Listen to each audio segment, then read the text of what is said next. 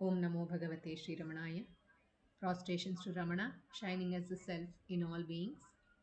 We start today's satsang with a prayer, which will be followed by Muktaka trayam by Sri Nandakumarji. The prayer will be told by Srimati Sapna Ganesh.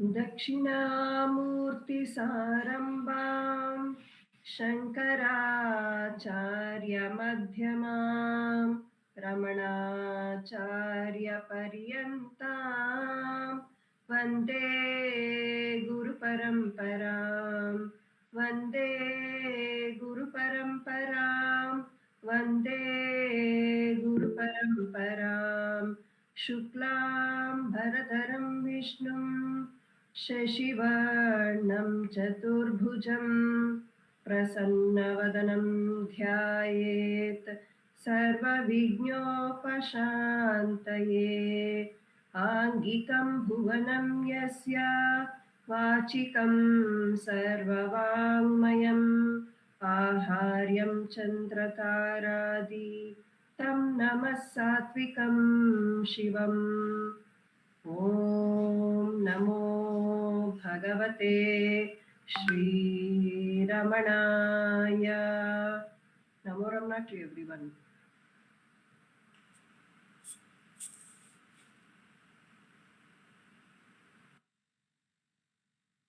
एकम् अक्षरम् हृदि निरन्तरम्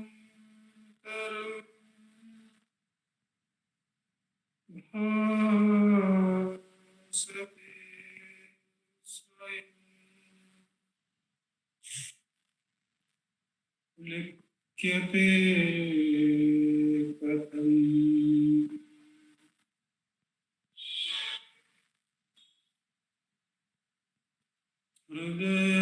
हृदयकुहरमध्ये केवलं ब्रह्ममात्रम् अहम् साक्षात्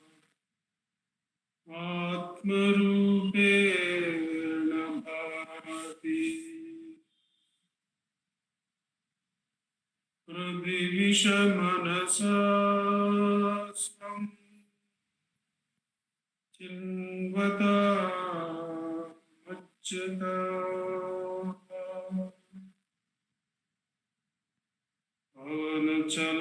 पवनचलनरोधा आत्मनिष्ठो भवत्वम्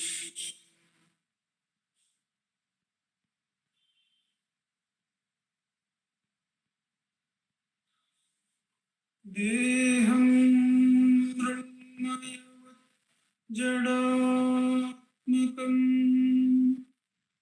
अहं बुद्धिर्न तस्यास्त्यतो नाहं तत्तभावशुक्तिसमये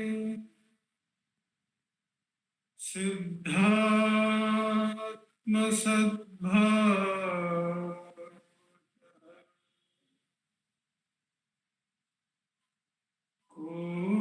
कोऽहं भावयुतः कुतो वरधिया दृष्टात्मनिष्ठात्मना सोऽहं स्फूर्तितया अरुणाचलशिवः पूर्णो विभाति स्वयं सोऽहं स्फूर्तितया अरुणाचलशिवः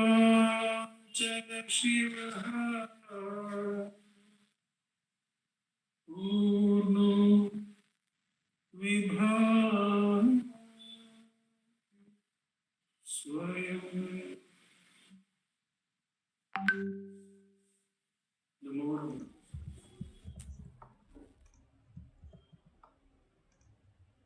Namo Ramana.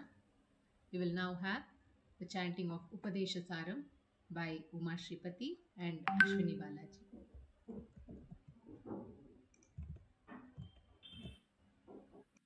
नमो रमण वायुरोधनात् नीयते मना जालपक्षिवद्रोदसाधनम्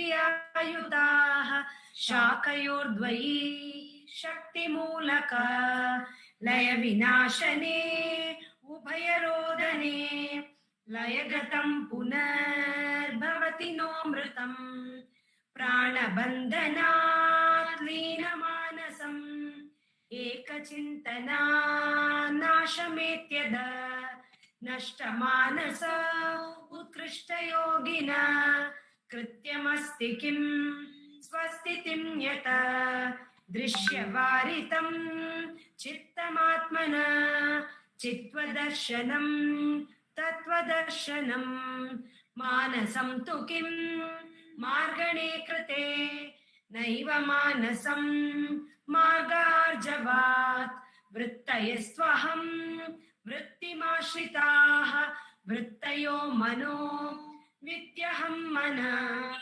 अहमयं कुतो भवति चिन्वत ऐपतत्यहं निजविचारणम् अहमिनाशभाज्यमहं तया स्फुरतिहृत्स्वयं परमपूर्णसत् नमो रमण Namo Ramana. We'll be presenting two songs from Ramananjali Sangeetam, one by Srimati V. Radha, another one by Kumari Revathi Shankar.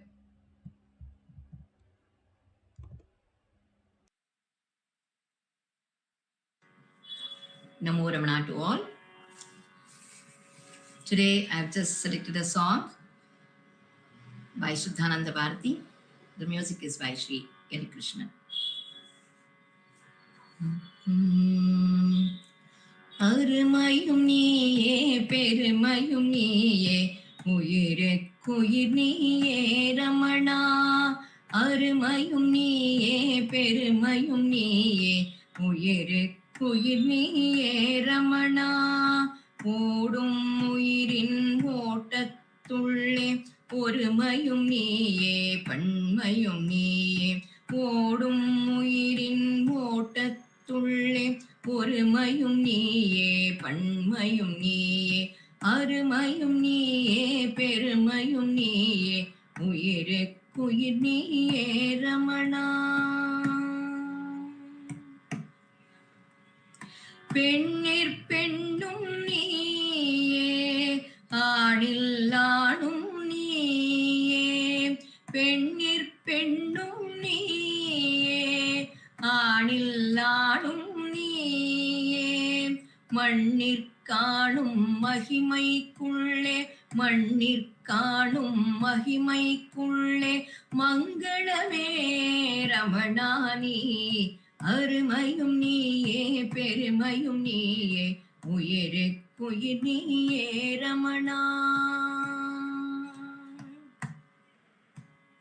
சீரும் புகழும் நீயே செல்வத் திருவும் நீயே சீரும் புகழும் நீயே செல்வத் திருவும் நீயே கருதுவதும் உணருவதும் கருதுவதும் உணருவதும் பூரண ரமணானி அருமையும் நீயே பெருமையும் நீயே உயிருக்குயிர் நீயே ரமணா அருமையும் நீயே பெருமையும் நீயே உயிருக்குயிர் நீயே ரமணா உயிருக்குயிர் நீயே ரமணா உயிருக்குயிர் நீயே Ramana. Many of us know what Sheshadri Swamigal's role was in the life of Bhagavan Sri Ramana Maharshi. Today I would like to read a glimpse of this from our founder president's complete biography on Bhagavan, which is Timeless in Time, Sri Ramana Maharshi. A small note has been written, one small chapter has been given for Mahan Sheshadri Swami also. So I've selected a few portions of this and I'll be singing a song also. For Sri Ramana, Sheshadri Swami was cast in the role of an elder brother. Ramana Maharshi had arrived at Arunachala 6 years after Sheshadri Swami, and Swami had immediately recognized his high spiritual attainments.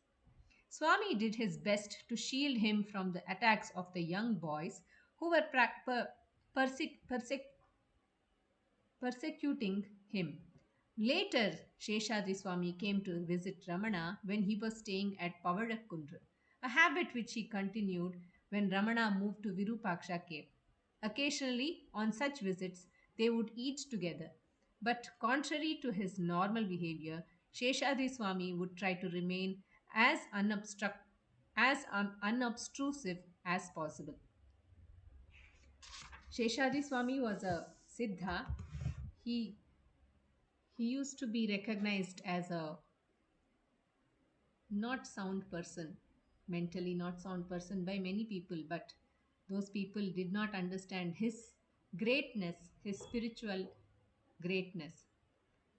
An interesting incident took place at the mango tree cave in 1908 when Sheshadri Swami tried to read the Maharshi's thoughts. He normally had no problem in reading another person's thoughts, but on this occasion he had no success. He looked at Ramana and said, "It is not clear what this person is thinking." The Maharshi said nothing, and so Swami continued, "If one worships Arunachala, Arunachala will grant salvation." Ramana then broke his silence and said, "Who is the person who worships? And who is the worshipped?" Sheshadri Swami burst out laughing and said, "That is just what is not clear." The Maharshi then expounded at length the Advaitic theory of the unity of God, the world, and the individual soul. Swami listened patiently, and at the end of the talk, he got up and said, "I cannot say anything. All this is dark to me. I, at any rate, worship." After saying this, he faced the crest of Arunachala and prostrated himself 10 or 15 times. Both the Swami and Ramana had a hearty laugh. The bond between them was deep. It was a union of spiritual hearts. On Friday, January 4th, 1929, Sheshadri Swami attained Mahasamadhi after a brief illness. Practically the whole of Tiruvannamalai was there in mourning. At the funeral, Ramana remained for the last rite till Swami's body was finally placed into the Samadhi. The Samadhi, which is situated near Sri Ramanashramam, is even now a place of worship. People of Tiruvannamalai have not forgotten the endearing relationship between Mahan Sheshadri Swami and Bhagavan Ramana. Ramana Maharshi Center for Learning has had the opportunity to uh, bring this great spiritual soul into the drama format where we have depicted Mahan Sheshadri Swami and Bhagavan's amazing relationship. In that Sri Ramana Leela, we have presented this song for Sheshadri Swami. So I would like to present that. This is a song written by Shuddhananda Bharati. The song is translated into Kannada by R.N.J. Gopal. Music is by Y.N. Sharma. ಗೆಳೆಯನೇ ಪರಮನೇ ದೇವನೇ ರಮಣನೇ ಗೆಳೆಯನೇ ಪರಮನೇ ದೇವನೇ ರಮಣನೇ ಎಲ್ಲ ನಿನಗಾಗಿಯೇ ಗೆಳೆಯನೇ ಪರಮನೇ ದೇವನೇ ರಮಣನೇ ಎಲ್ಲ ನಿನಗಾಗಿಯೇ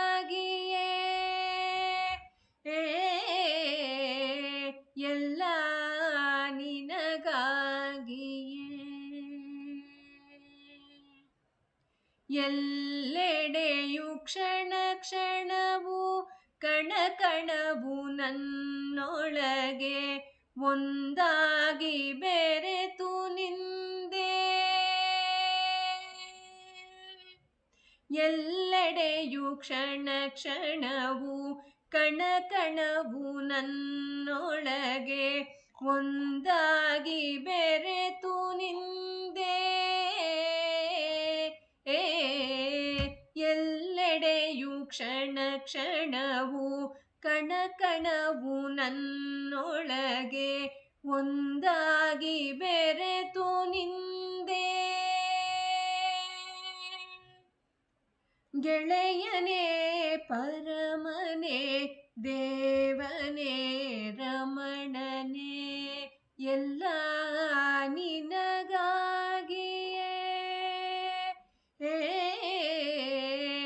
ಎಲ್ಲ ನಿನಗಾಗಿಯೇ.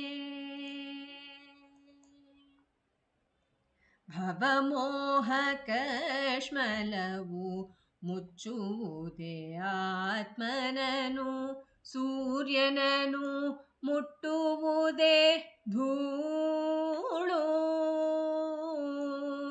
ಭವಮೋಹ ಕಶ್ಮಲವು ಮುಚ್ಚುವುದೇ ಆತ್ಮವನು, ಸೂರ್ಯನನು ಮುಟ್ಟುವುದೇ ಧೂಳು. ಶುದ್ಧ ಪರಿಪೂರ್ಣ ಸುಖಾನಂದ ವಾರಿಧಿ, ಬೆಳಕು ತರೋ ಜ್ಯೋತಿ ಕಿರಿಯೇ. ಶುದ್ಧ ಪರಿಪೂರ್ಣ ಸುಖಾನಂದ ವಾರಿಧಿ, ಬೆಳಕು ತರೋ ಜ್ಯೋತಿಗಿರಿಯೇ. ಗೆಳೆಯನೇ ಪರಮನೇ ದೇವನೇ ರಮಣನೇ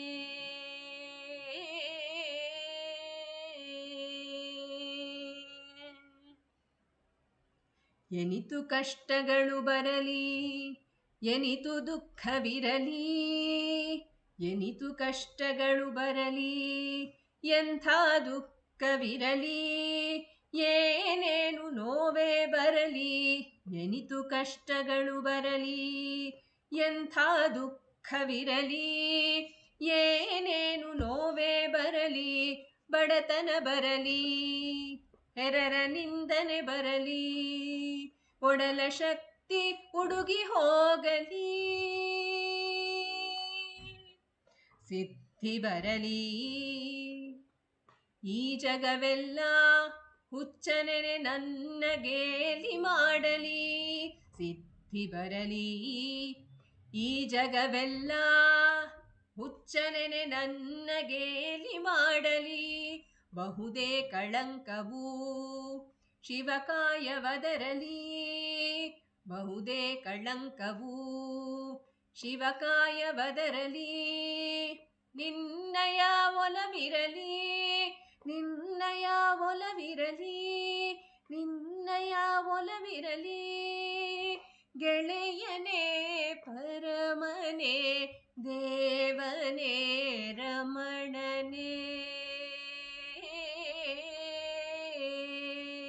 ಎಲ್ಲ ನಿನಗಾಗಿಯೇ,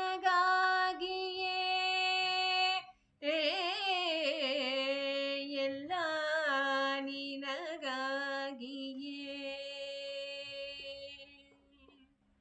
ಗೆಳೆಯನೇ ಪರಮನೇ ದೇವನೇ ರಮಣನೇ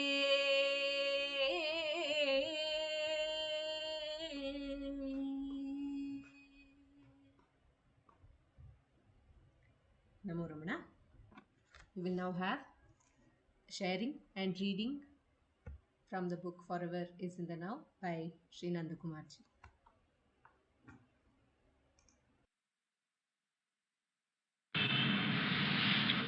Namo Ramana.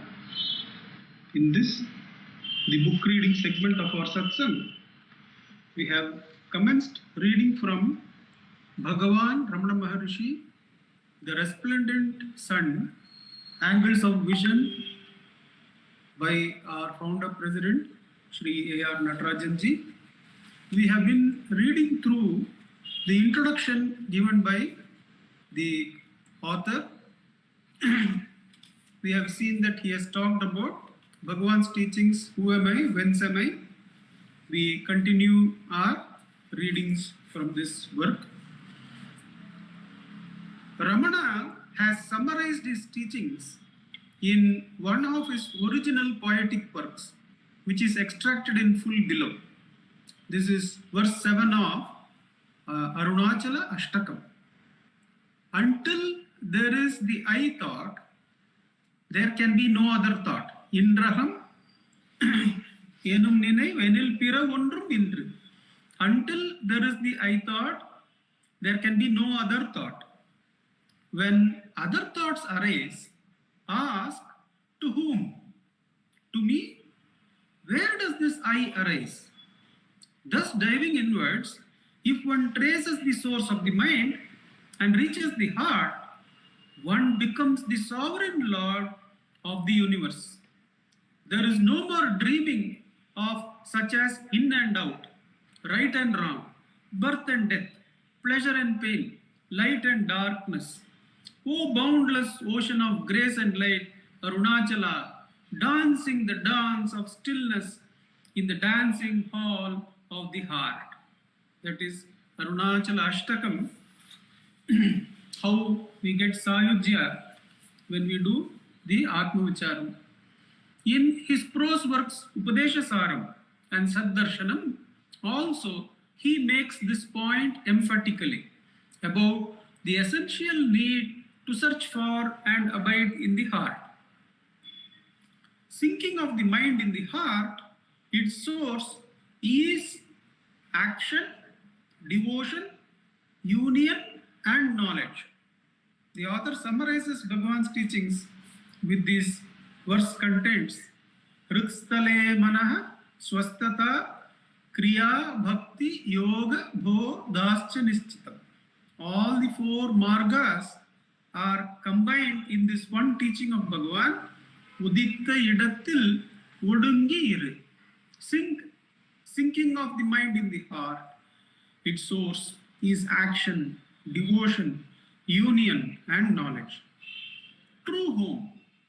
Looking at it from another angle, this, the heart, is also one's true home, because ours is a mental world and the waking mind has its origin in the spiritual heart. One is back at home, which is the source of bliss for each and every individual. Therefore, it is universal, natural and inherent. The universality is a condition which Bhagavan puts as if it is particular, then it can be sustained only by effort. Only as it is available to everyone, one can effortlessly abide in the spiritual heart. Therefore, it is universal, natural and inherent.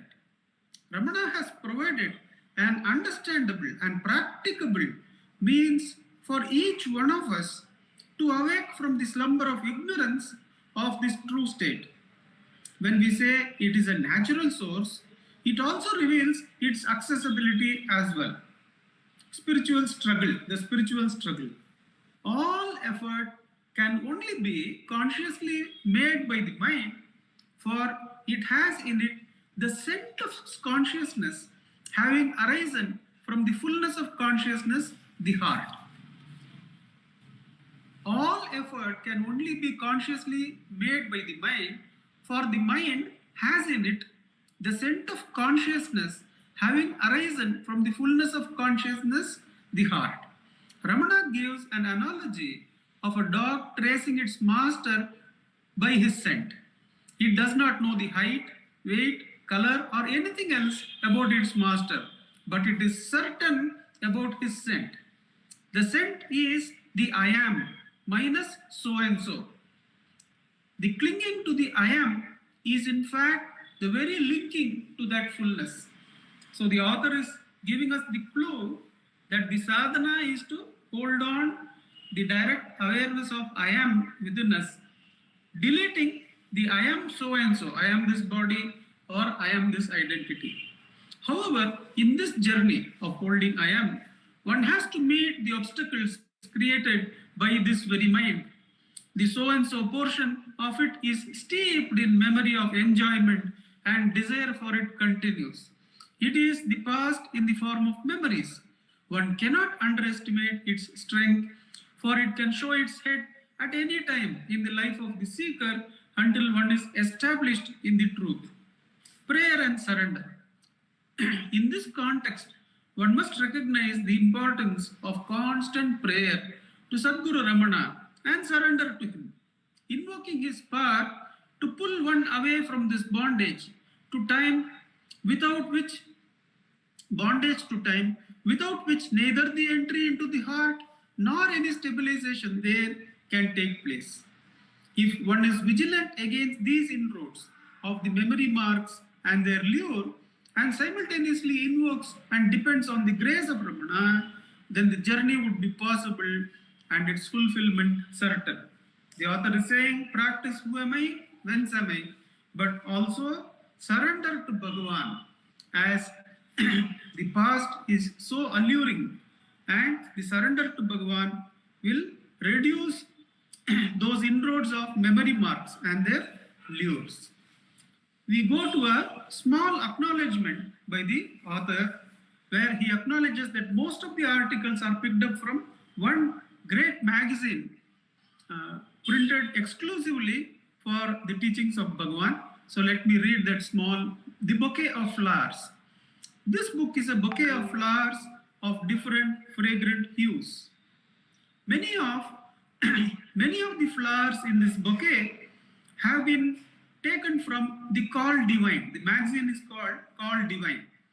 This sets one thinking about its editor, Swami Rajeshwarananda, who is second to none in his understanding of Ramana's teachings.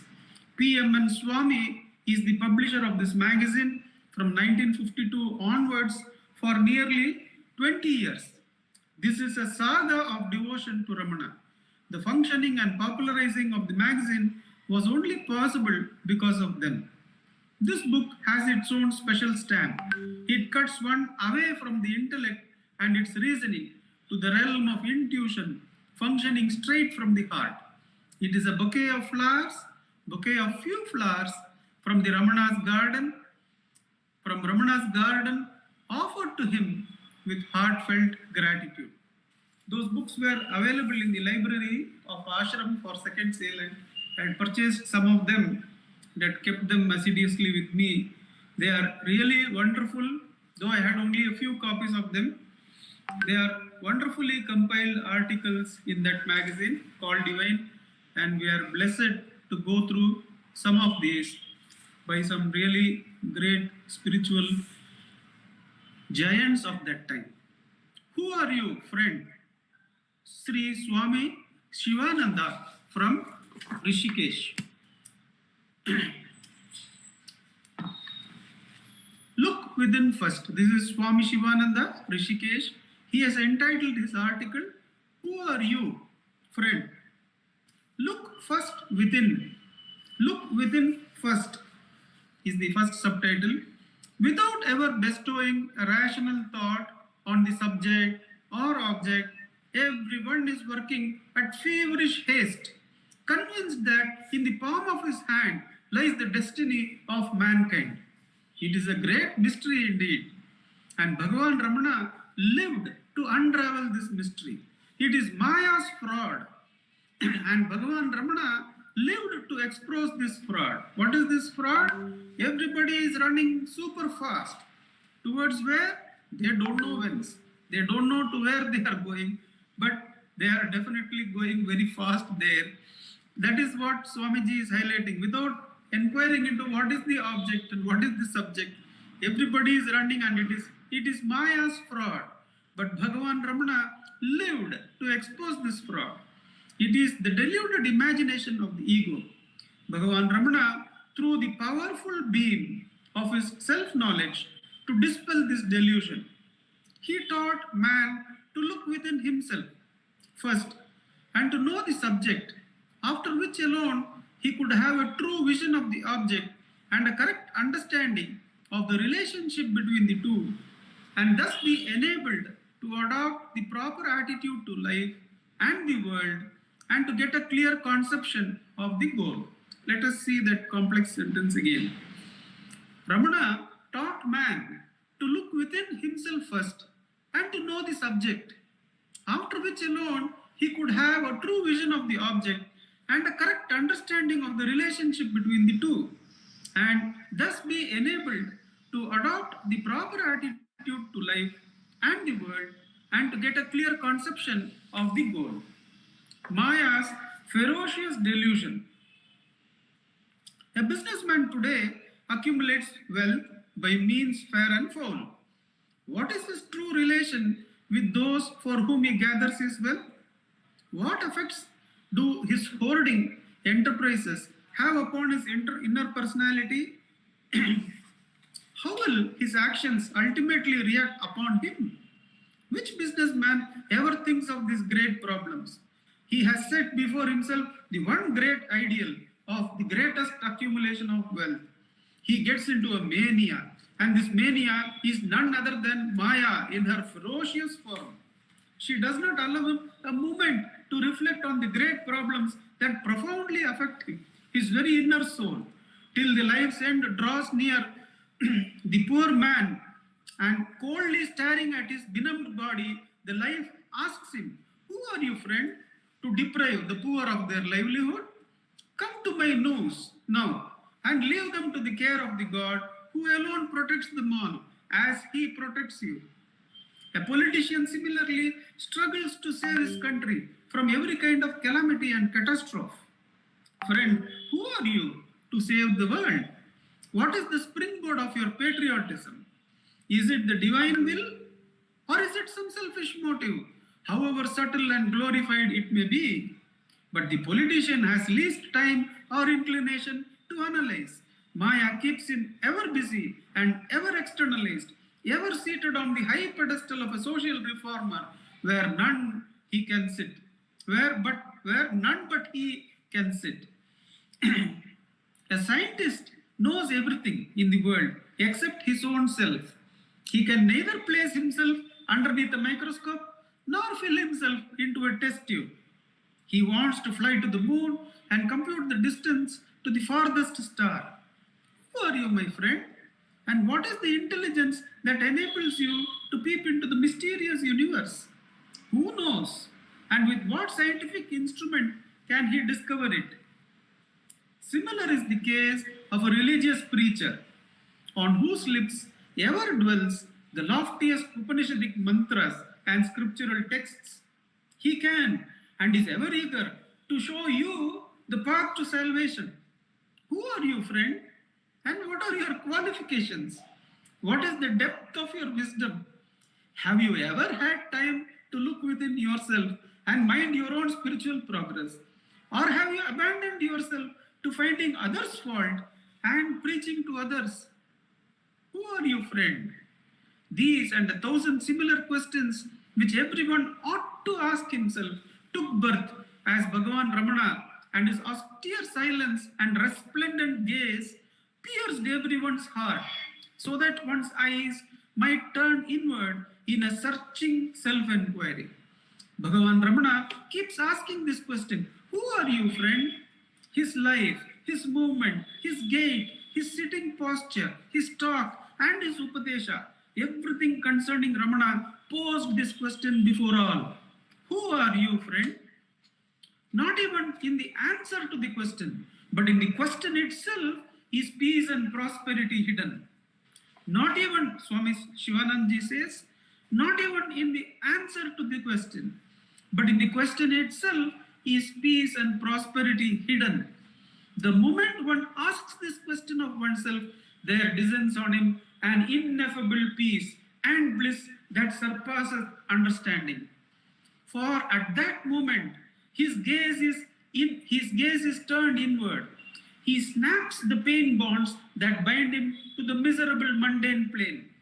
he seeks, if only he seeks the self within. And that moment itself, he enjoys bliss. At which moment? The moment he inquires into who am I? Who would desist from diving deeper within after tasting such joy on the very surface of this ocean of bliss? Even once, if you inquire for a trace, Bhagavan says, it will go a long way in reaching the bliss of the self. The author concludes, Swami Shivanandaji concludes, beloved embodiments of bliss, that ocean is Bhagavan Ramana. Wherever you turn, you find him silently gazing at you and asking you, who are you, friend? When you ask yourself this question, you will find the infinite source of peace and bliss. May his blessing be upon you all. I'll read that last paragraph, the blessing from the Swamiji. Beloved embodiments of bliss. He is calling us beloved embodiments of bliss. That ocean of bliss is Bhagavan Ramana. Wherever you turn, you find him silently gazing at you and asking you, who are you, friend? When you ask yourself this question, you will find the infinite source of peace and bliss. May his blessing be upon you all. Om Namo Bhagavate Shri Ramanaya. Namo Ramana. We will now have sharing and practice of self-enquiry by Shri Dileep Simha.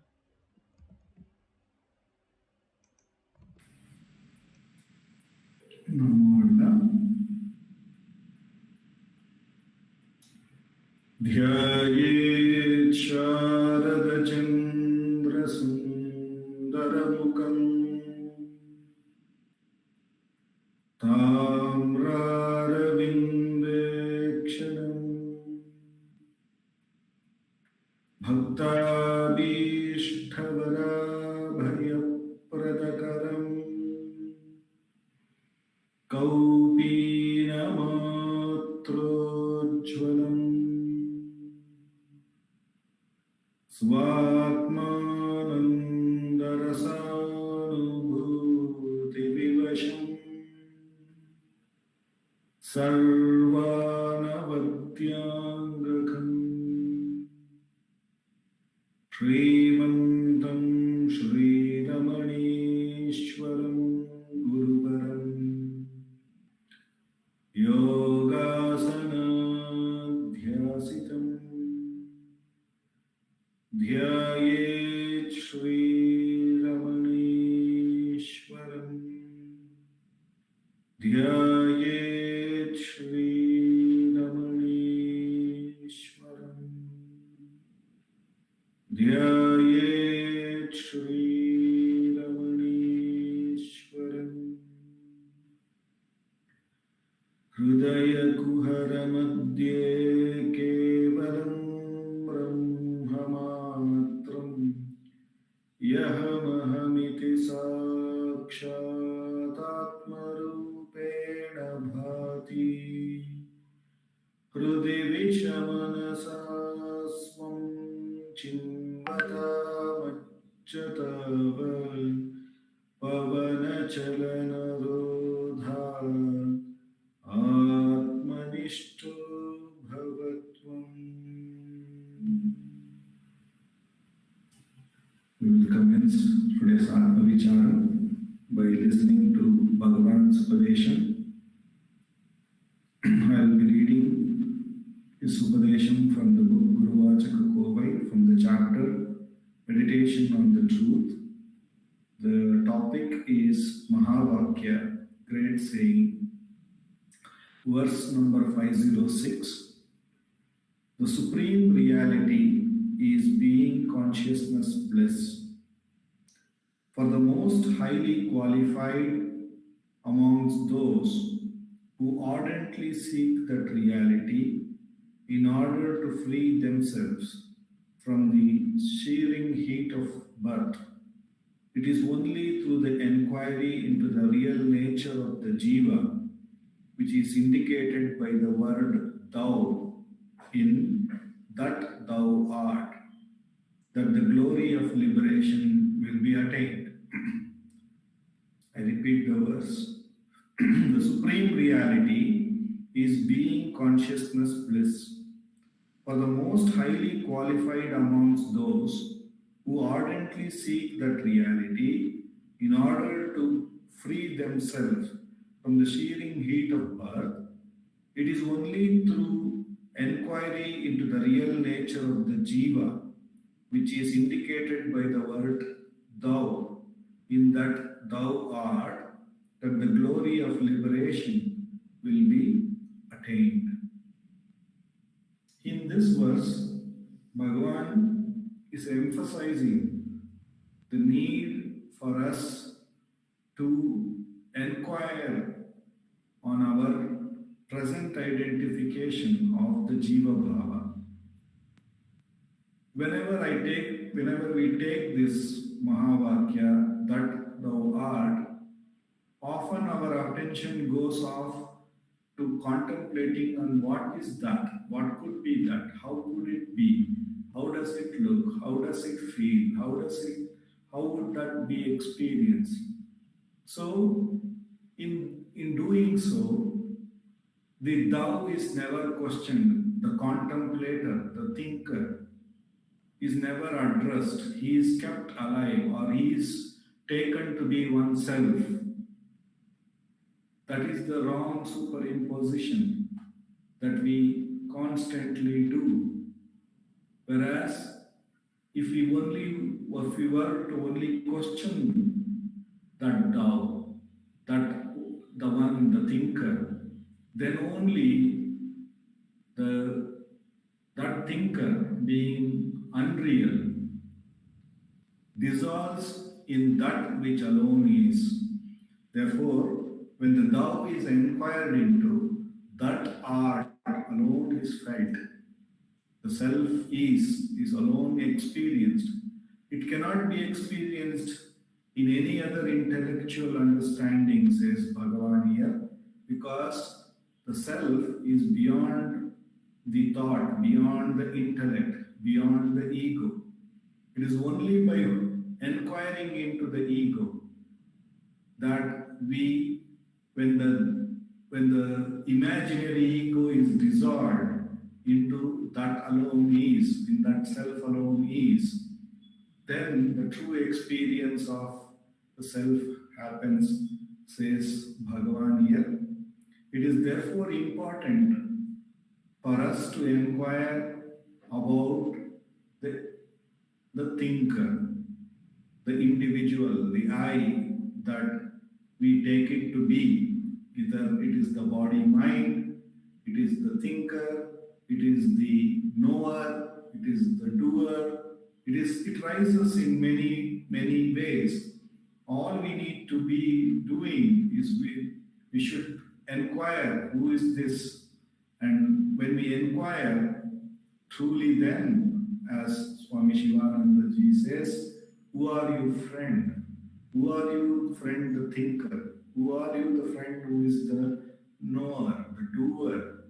When we inquire, then the thinker, the knower, the friend that we think we are right now gets dissolved in that self, that ocean of bliss, that Bhagavan which alone is. And there, and then and there, we experience the self that we verily are. For that, Bhagavan has given us this direct path of Atma Vichara. In however which way this thought rises within us, the thinker, the idea of oneself being an individual is right behind it. Therefore, Bhagavan asks us to inquire to whom is this thought. And the moment we put that question, the idea of oneself being this thinker or this identity, individual, comes up in the form of this is for me. Thereupon, Bhagavan asks us to inquire about who am I. And when we inquire that, we and the imaginary ego not being real, when we really put our attention upon it, it dissolves and reveals only the self which alone is. And therefore, this enquiry, who am I, is the provides us with the direct experience of the self that we are. With repeated practice, Bhagavan assures that the mind will gain enough strength to remain at the source. With the immense grace of Bhagavan, with which alone we have come to this most direct path. For the next 10 minutes, let us do Atma Vichara.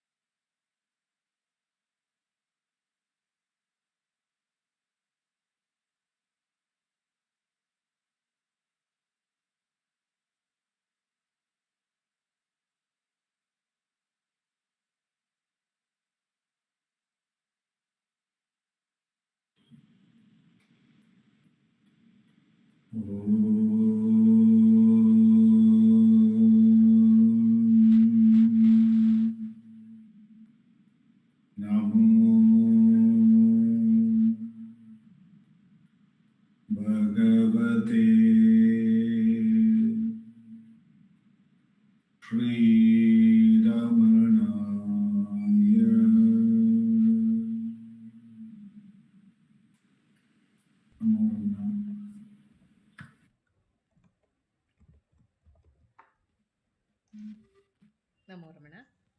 We'll now have the sharing by Sri Venkatesh Deshpande.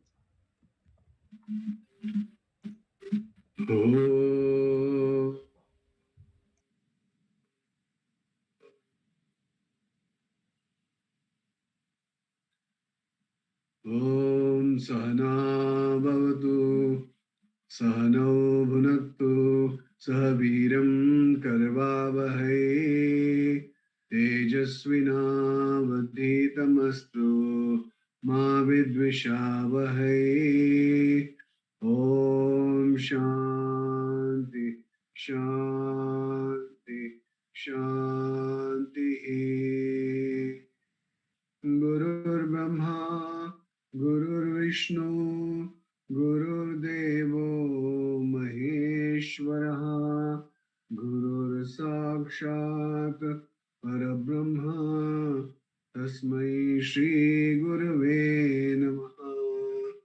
Dhyanamoolam Guror Murti Pujamoolam Guror Padam Mantramulam Gurur Vakyam Mokshamulam Gurur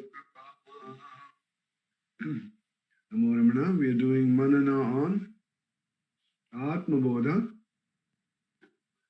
So let's do a recap of what we have done so far in Atma Bodha. In the first verse, they say that this Atma Bodha is being composed to serve the needs of those whose sins are removed by austerities, who are calm, free from desires and yearning for liberation. And talks about the following are the four qualifications prescribed for an ideal student. One is annihilation of sins through the practice of austerities. Second is calmness of the mind. Third is freedom from desires. And fourth is yearning for liberation. So these are four things that were qualifications prescribed for an ideal student. So from there we came to the verse number 2, where it says that of all the spiritual disciplines, knowledge of self is verily the direct means for liberation. Just as fire is for cooking, liberation cannot be attained without knowledge of self. This is the second verse that has been spoken about. The third verse is action cannot destroy ignorance, as it is not opposed to ignorance. Knowledge alone destroys ignorance, as light destroys the dense darkness. So a beautiful example in this case, where it says the metaphor of light removing darkness is apt and illustrative. Imagine an unexplored cave remaining for long in dense darkness. The moment you bring in light within the cave, the darkness vanishes. The darkness may be dense and existing for long periods, yet it disappears instantly when the first ray of light enters the cave. Similarly, with the knowledge of the self, your ignorance vanishes, however dense and long it may be. This should satisfy those who believe that they are too gross and sinful to seek spiritual redemption. The next verse was that the Atman appears to be limited, because of ignorance. Then what is ignorance? Then that is ignorance. That ignorance is destroyed. Verily the Atman alone shines by itself, as does the sun when the cloud passes away.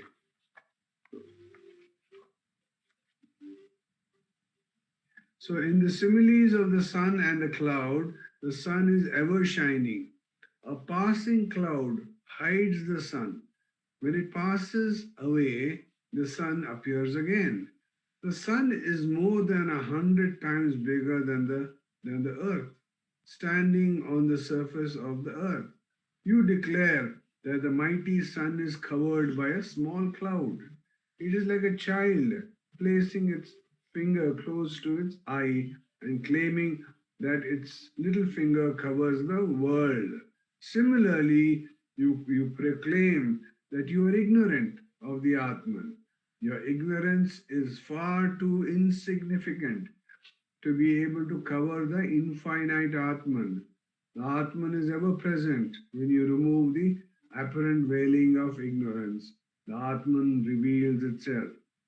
It's a beautiful illustration of the. So the next verse is the verse number 5, which we will do Manana today. And I'll ask Sapna to kindly chant the verse, please.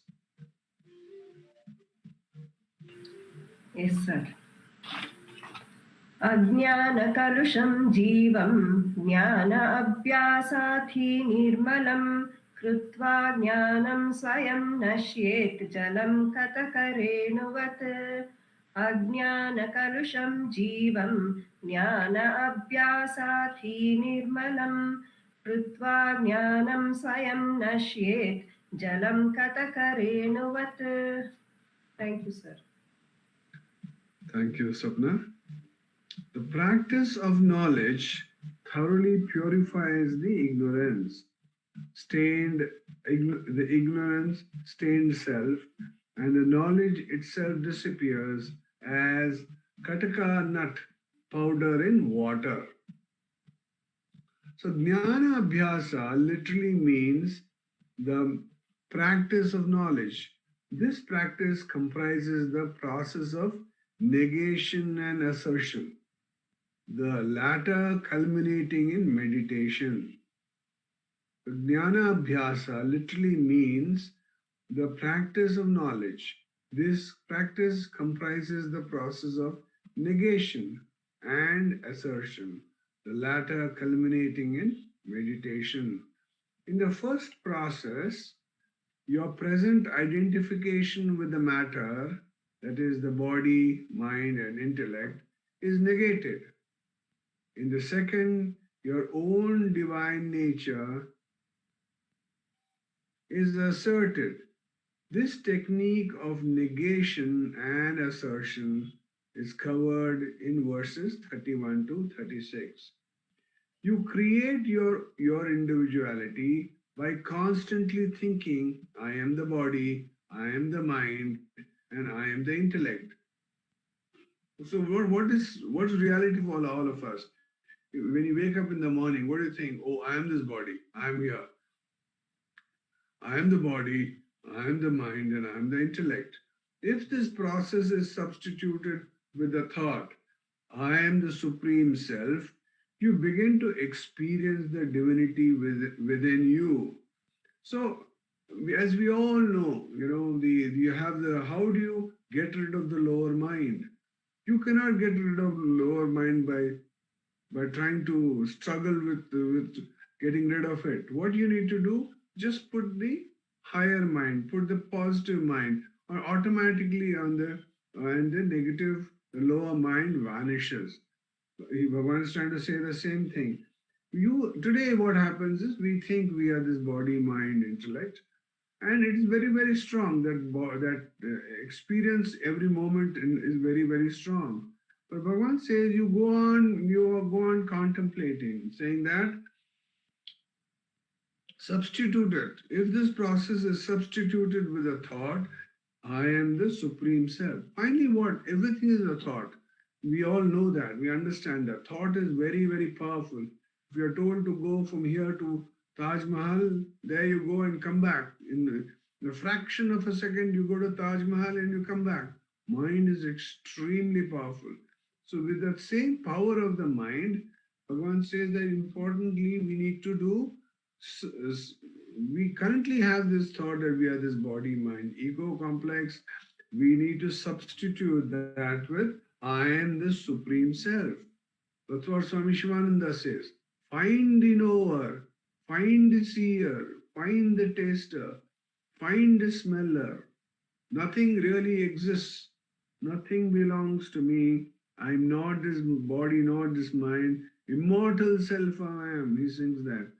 So that's what all the great ones say. Ramana is also saying the same thing here. That I'm not, if you substitute, if you're constantly thinking how you're the body, mind, intellect, and in this process you substitute with the thought that I am the Supreme Self, you begin to experience the divinity within you. In meditation, your thought is held in a single pointed focus upon the self.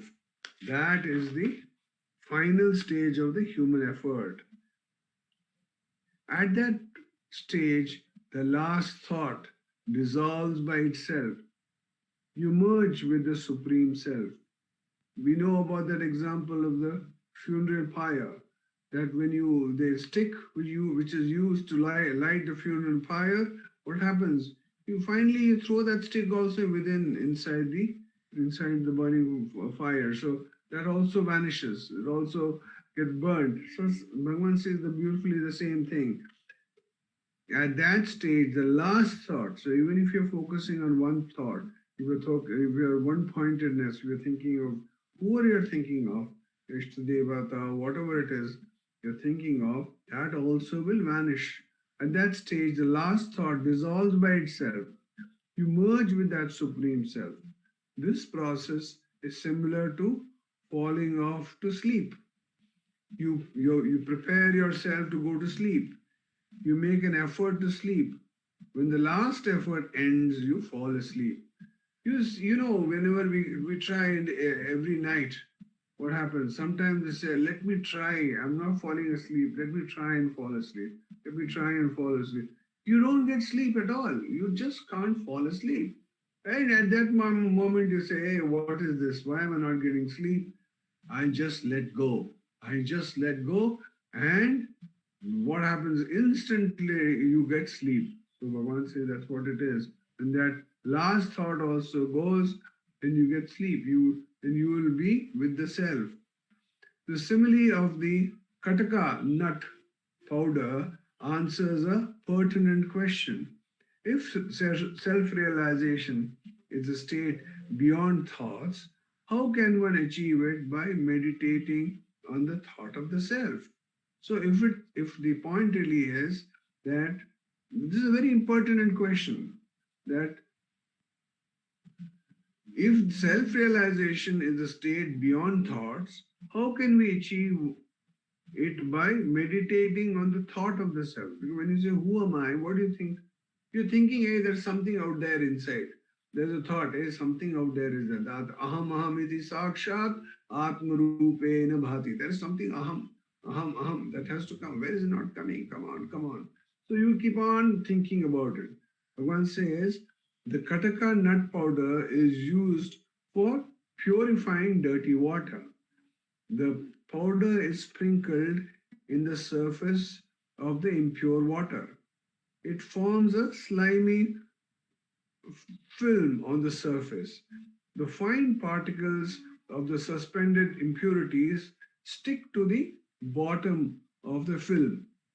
The film grows heavier and sinks along with the impurities. As it goes down, more impurities stick to it. In the process, both the impurities and the film settle down to the bottom. The pure sample of water standing above is decanted, it's removed. So it's a beautiful thing that this powder is put on top, it forms a layer, and then everything holds on to it, and then it goes down and down and down, and then on the top is left pure water. Similarly, the self is covered by our thoughts. What's the situation? Why are we not able to experience? Because there's a veiling, there's a covering, there's something which is not allowing you to see it. So it says, similarly, the self is covered by our thoughts. To discover the self, all thoughts have to be removed. In meditation, your thoughts are gone, except the one thought of the self. This last thought, when maintained in single-pointed concentration, disappears by itself. What remains is the Supreme Self. So what is being said in this verse beautifully is that the practice of knowledge thoroughly purifies the ignorance. So knowledge means if you do self-enquiry, if you do surrender continuously, then what happens? Bhagavan says even once you do self-enquiry, it will go a long way. Quietening one thought in a day will go a long way to purification, to do antarkara shuddhi. It is like that khataka powder, which slowly, initially what happens? It takes little bit of dirt, but as it keeps going down and down and down, all the impurities in the water vanish. So similarly, when you initially do self-enquiry, the superficial, the more gross impurities are removed. As you keep doing more and more and more and more self-enquiry, what happens? The gross and the subtle all will vanish, all will settle down. And then what will happen? The self is shined by itself. And then the purpose of this human life will be met. And the purpose of self-knowledge, knowing who you really are, will be achieved. Om Namo Bhagavate Sri Ramanaya. Namo Ramana.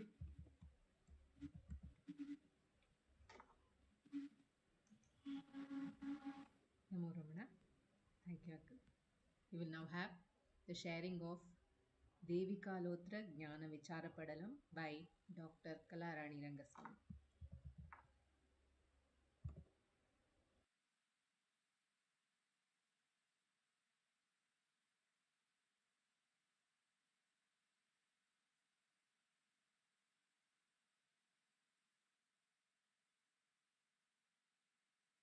Om Namo Bhagavate Sri Ramanaya.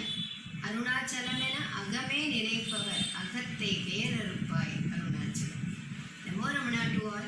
With the abundant grace of Bhagavan, we are meditating on Devi Kalotra Jnana Vichara Padalam, very graciously given to us by Bhagavan in Tamil.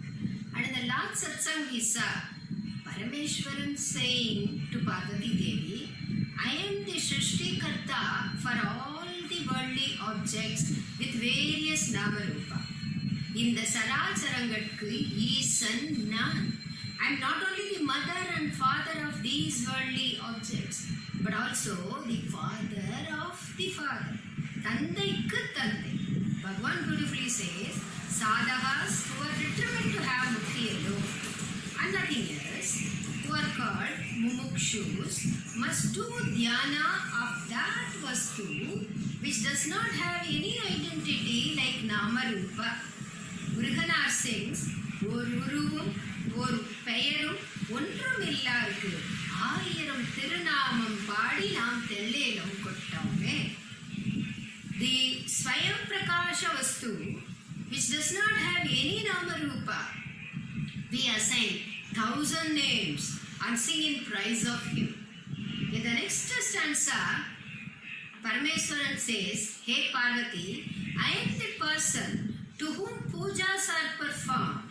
Yan Pujiyan.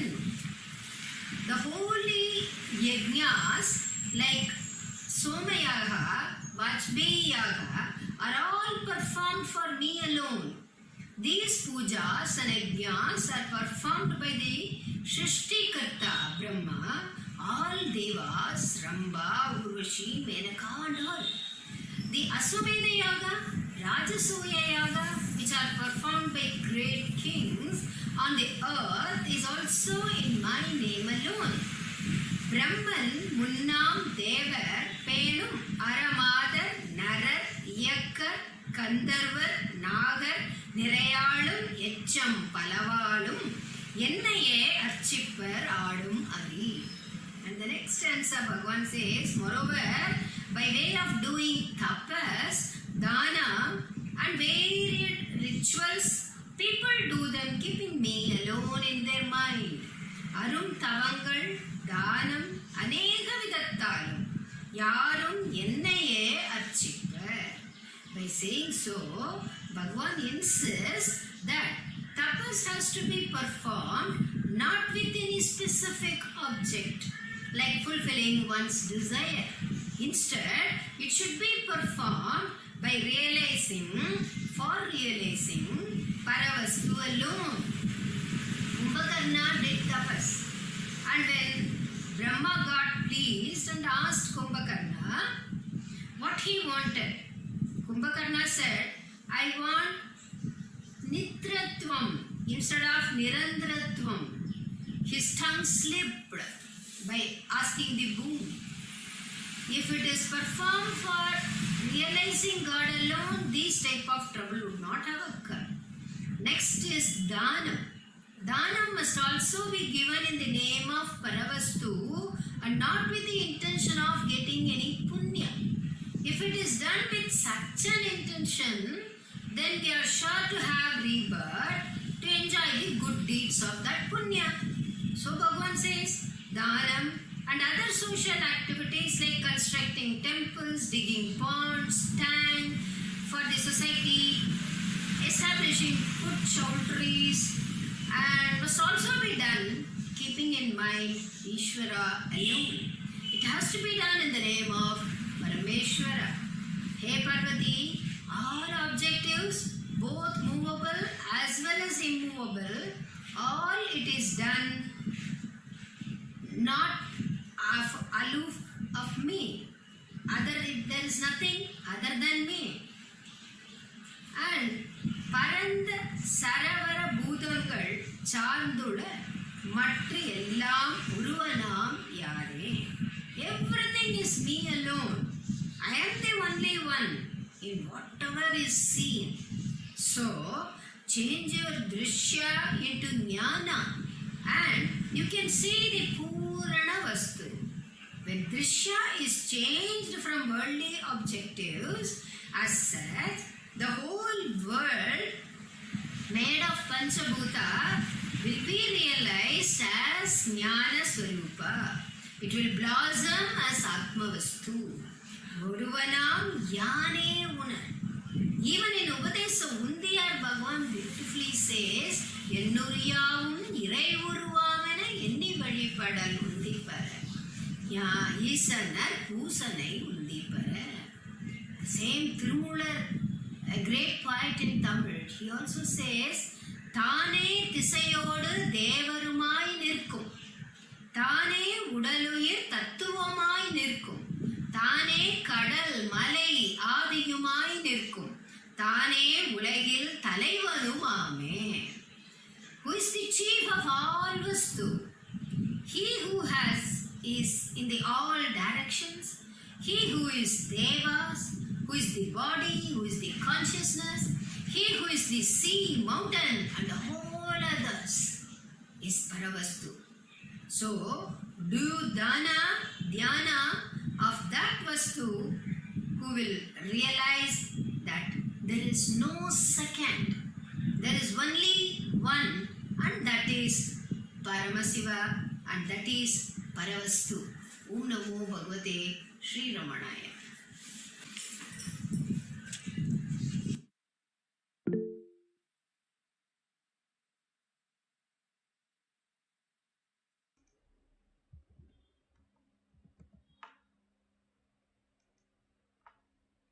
Namo Ramana. We will now have the sharing of Ramanacentre by Sri Ujwal Jagadeesh.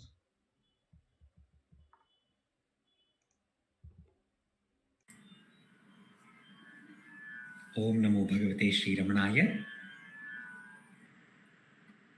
Janmasthanamavapya gupta mahamoyo bedamaadutavan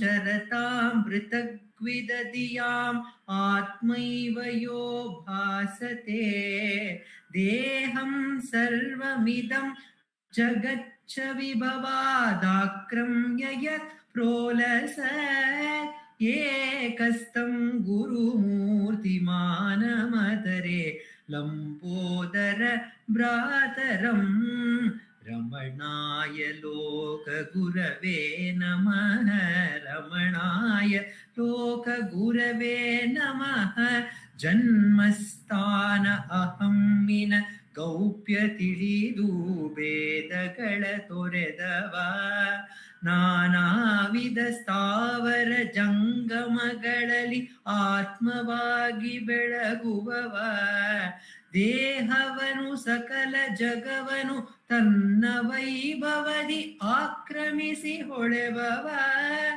ಆ ಗುರುಮೂರ್ತಿಗೆ ನಮಿಸಿ ಮಾನವರೇ ಗಣಪತಿಯ ಭ್ರಾತನವ ರಮಣನಿಗೆ ಲೋಕ ಗುರುವಿಗೆ ನಮನ ರಮಣನಿಗೆ ಲೋಕ ಗುರುವಿಗೆ ನಮನ ಅಂತರ್ಯಶ್ಚ ಬಹಿರ್ವಿದೂತ ತಿಮಿರಂ ಜ್ಯೋತಿರ್ಮಯಂ ಶಾಶ್ವತಂ ಸ್ಥಾನಂ ಪ್ರಾಪ್ಯ ವಿರಾಜತೆ ವಿನಮತಾಂ ಅಜ್ಞಾನಮುನ್ಮೂಲಯನ್ ಪಶ್ಯನ್ ವಿಶ್ವಮಪೀದ ಮುಲ್ಲಸತಿ ಯೋ ವಿಶ್ವಸ್ಯ ಪಾರೇ ಪರಃ ತಸ್ಮೈ ಶ್ರೀರಮಣಾಯ ಲೋಕಗುರವೇ ಶೋಕಸ್ಯ ಹಂತ್ರೆ ನಮಃ ರಮಣಾಯ ಲೋಕಗುರವೇ ನಮಃ ರಮಣಾಯ ಲೋಕಗುರವೇ ನಮಃ ಅಂತರಂಗ ಬಹಿರಂಗದ ತಿಮಿರ ಹರಿಪ ಶಾಶ್ವತ ಜ್ಯೋತಿಯ ನೆಲೆಯಲಿ ನೆಲೆಸಿ ನಮಿಪರ ಅಜ್ಞಾನವ ನಿರ್ಮೂಲಿಸುತ್ತ ವಿಶ್ವವ ನೋಡಿ ನಲಿದರೂ ಸಹ ವಿಶ್ವಕ್ಕೆ ಮೀರಿದವ ಆ ಶ್ರೀರಮಣನಿಗೆ ಲೋಕ ಗುರುವಿಗೆ ಶೋಕನಾಶಕಗೆ ನಮನ ರಮಣನಿಗೆ ಲೋಕ ಗುರುವಿಗೆ ನಮನ ರಮಣನಿಗೆ ಲೋಕ ಗುರುವಿಗೆ ನಮನ ಗುರುವಿಗೆ ನಮನ ಗುರುವಿಗೆ ನಮನ. These two verses 21 and 22 of Ramanacentre Vimshat, Ganapati Muni describing the state of Bhagavan Ramana. He says, "Oh Bhagavan Ramana, you are the Guru. See, the Guru has come. Don't waste time. Surrender to him. Salute him. Because he is the one who has understood the true source of everything, the Janmasthana of everything. So he is ever abiding in that Janmasthana, which is the self.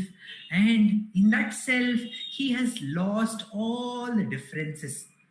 When Bhagavan was asked, "Bhagavan, how does a Jnani recognize another Jnani?" Ramana told, there are no others for a Jnani.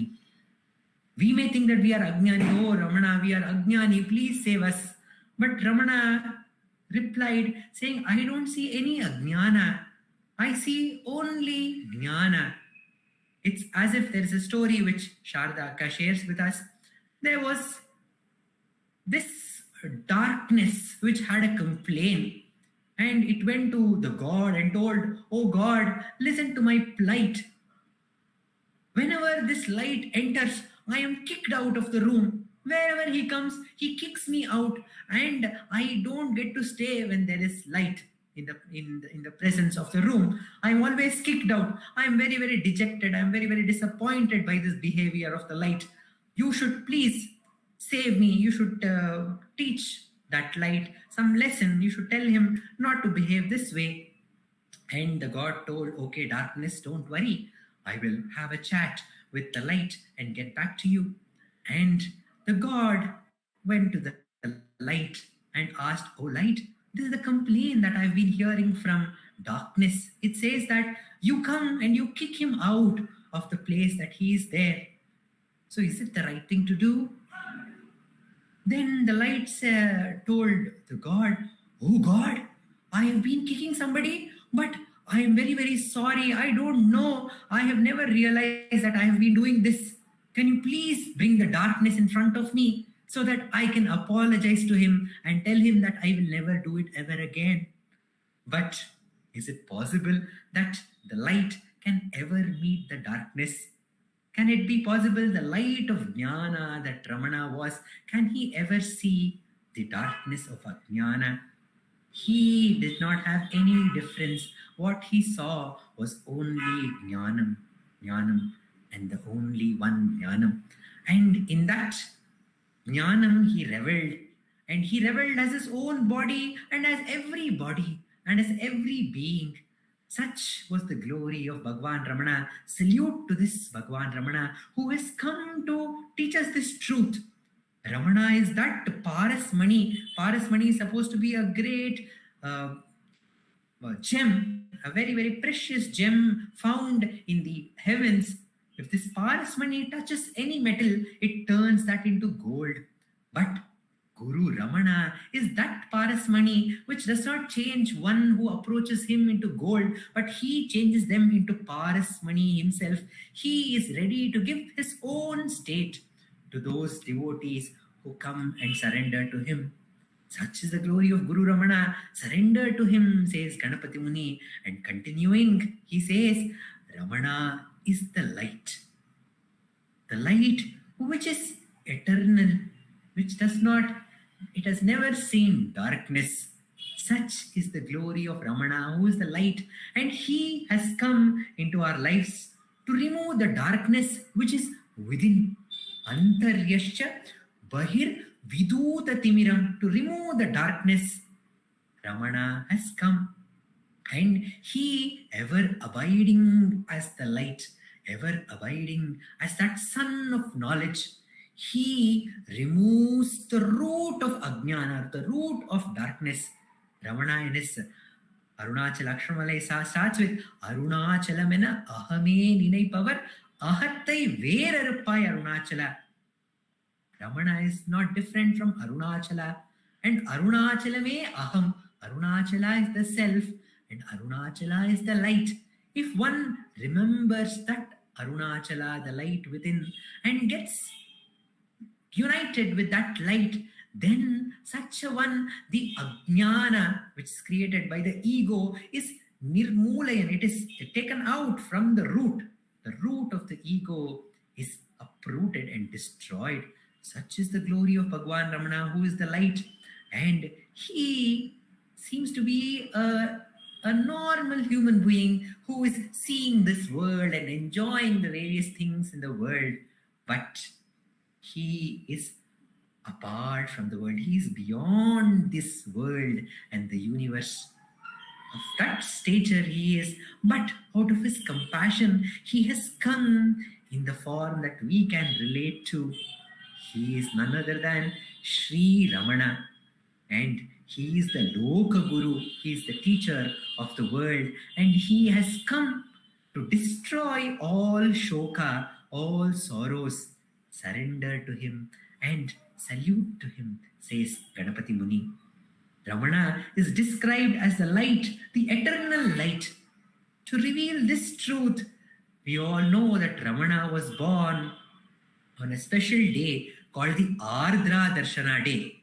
It was this Ardra Darshana Day that in the days of yore, the Atma Tattva, the Shiva Tattva, appeared amidst the great gods as the light, the all-enveloping light, which did not have a beginning or an end. It was that day of Ardra Darshana that light appeared and revealed its glory. It's eternal and all-enveloping glory. So Ramana was born on that very same day of Ardra Darshana. And the blind midwife, the midwife who represents each one of us who are blinded by the ignorance, the darkness of ignorance, she, as soon as Ramana was born at 1 a.m. in the night, she cried out, Alagu, Alagu, what I see light everywhere. I see light everywhere. I don't think this little boy which is born to you is an ordinary human being. He is beyond this universe. Pare Paraha. But he, the supreme light, has come in the form of this little child, said that blind midwife, understanding the true essence of Bhagavan Ramana, who is the light. And for those devotees who are clouded with darkness within, the darkness which creates fear, the darkness which creates confusion, the darkness which creates distractions and various lust. So in Bhagavad Gita it is told there are 3 doors to the hell. Hell is only darkness. And these 3 doors are the Kama, Krodha and the Lobha. So those devotees who are blinded by this Kama, Krodha and Lobha, which are the doorways to Naraka, to darkness, Ramana has come to remove those, destroy those doors, those paths which will take us to these doorways to the darkness. He has come into our lives to show us the way to the light. And once a lady devotee called Sampurnamma, who was very, very devoted to Bhagavan Ramana, and she loved staying with Ramana from morning till evening. And in the evening, she could not stay in the ashram. She had to go back to her house, which was in town. And on the way, it was the forest path. And she was very, very afraid to go back home alone in the darkness. And she had to do this every day. And one day she was very, very sad about this situation. Ramana, who is the Antaryami, who is the self of every being, understood the plight of the devotee. And he questioned Sampurnamma, Sampurnamma, why are you worried? Don't you know that I am always there with you? If I am there, is there any fear? Then Sampurnamma understood that Ramana is ever shining within every heart as the light of the self, and one need not be afraid of the darkness which is there outside. When we remember that there is a light which is ever accompanying us, there is no fear. And after that, Sampurnamma reports that after that, in my life, when I was assured that Ramana, the light, was ever shining within me, I was never ever afraid again. This was about the fear of the darkness outside. But we hear of one more devotee who was filled with darkness within. She was a young married woman, and in her honeymoon, only a few days after her wedding, she saw her husband being taken away by a shark in a beach, and she was devastated, and she thought that there is no God at all. If there was God, then this situation would never have occurred to her. And she, with the darkness of anger and disappointment and dejection, she went around all the places debating with all the scholars and telling them and proving them that there is no God, there is no light in this world, there is only darkness and sorrow and disappointment. This is what she went on debating with all these sadhus and scholars, and she came to Ramana's presence, and the Lucy Osborne's daughter took her, Kitty Osborne, held her hand, and she could feel that the darkness, the fear of that darkness which was there within. She could feel that just by touching that lady. But that lady, when she entered the presence of Ramana, no words were spoken. Yet that darkness at once was replaced by the light of love, which Ramana was. The light of the self, which is full of love, filled her being, and she came back as a changed person back to Lucy Osborne's place and reported her experience. Such is the glory of Bhagavan Ramana, who is the light and who has come to our lives to remove, uproot the darkness of ignorance and fill us with the light of joy. You are the light, Ramana, says G.G. Welling, taking a photograph, the bewitching, smiling photograph of Bhagavan Ramana. Om Namo Bhagavate Sri Ramanaya.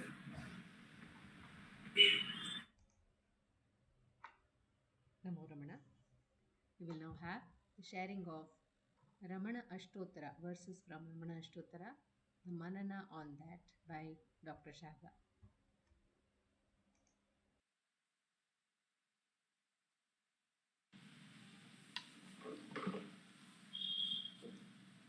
Namo Ramana, prostrations to Ramana, shining as the self in all beings. By the immense grace of the self manifest as Ramana, we in this part of the satsang are meditating on the litany of 108 names, which is the Ramana Ashtottara, composed by Vishwanatha Swami. And we are on the Nama Kushagradhi, the one with the intellect, the sharp intellect. Sharp like the Kushagras. The Kushagras is the example given for sharpness. It's said to be very, very sharp. So Kushagradhi, the one with a sharp intellect. Now, till now, we were seeing many namas of Bhagavan which are associated with his life story. In fact, Bhagavan has said to some devotees asking for his biography that they could read the Ashtottaram. Probably that was given as a clue to us that if we want to do Ramanacharita Chintana, if we want to meditate on the life of Bhagavan Ramana, which in itself is liberating, the Sat Charitra of Ramana, we can do so by repeating the names of the Ramana Ashtotram, by chanting the Ramana Ashtotram. If we chant the Ramana Ashtotram every day, we would have done meditation on the life of Bhagavan every day. So that is the overall pattern of the Ramana Ashtotram, especially the first half of the Ramana Ashtotram. And we have reached the juncture in Bhagavan's life where Vishwanatha Swami has talked about his absolute surrender to Arunachaleshwara, his birth, his enlightenment in Madurai, and the epic journey to Arunachala. And his being lost in tapas after that, thereafter for a few years, we can say, because Bhagavan hardly spoke for several years after that. He was steeped in the self, which is real tapas. But Tapomaya Bhagavan was always, because he never moved away from the self. He himself says there was no change in his experience from the moment of his enlightenment. But many people may think that this is a state of being almost insentient. This boy knows nothing, therefore he is not speaking. Bhagavan himself has narrated most of the incidents connected with his life. He has been so gracious as to share his life with us. And in Arunachala Aksharamanamalai, he says, Velivitten unsayal veruttidadunarul velivittennaikka Arunachala. Oh Arunachala, I have exposed to the world all your doings. I have revealed your doings. And how has he revealed Arunachala's doings? He has revealed it, of course, by his own state of steady self-abidance. That is what is Arunachala's doing.